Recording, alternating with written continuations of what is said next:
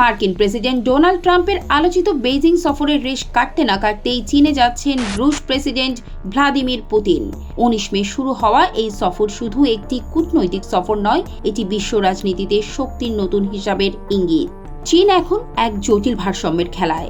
একদিকে ওয়াশিংটনের সঙ্গে সম্পর্ক পুরোপুরি ভাঙতে চায় না, অন্যদিকে মস্কোকেও ছাড়ছে না। ক্রেমলিন জানিয়েছে পুতিন ও শি জিনপিং সমন্বিত কৌশলগত অংশীদারত্ব আরও গভীর করার বিষয়ে বৈঠক করবেন। অর্থাৎ চীন যুক্তরাষ্ট্রের সঙ্গে কথা বললেও চাপের কাছে নতি স্বীকার করে রাশিয়াকে দূরে সরাবে না। ট্রাম্প ও শির বৈঠকে তাইওয়ান, ইউক্রেন যুদ্ধ, কৃত্রিম বুদ্ধিমত্তা, বিরল খনিজ সম্পদ এবং মধ্যপ্রাচ্যের সংকট নিয়ে আলোচনা হয়েছে।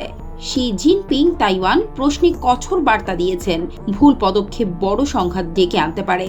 অন্যদিকে ট্রাম্পও তাইওয়ানের স্বাধীনতার পক্ষে নন বলে ইঙ্গিত দিয়েছেন এবং অস্ত্র বিক্রি পুনর্বিবেচনার কথাও জানিয়েছেন।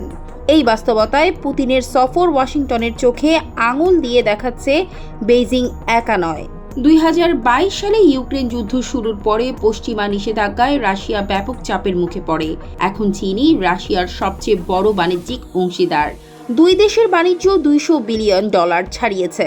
তেল, গ্যাস, প্রযুক্তি ও ডিজিটাল অবকাঠামো সবখানেই সহযোগিতা বাড়ছে। ইউরোপীয় বাজার সংকুচিত হওয়ায় রাশিয়ার জন্য চীনা বাজার এখন অর্থনৈতিক জীবনরেখা। চীন ও রাশিয়া বহুদিন ধরেই বহুমেরু বিশ্ব ব্যবস্থার কথা বলছে।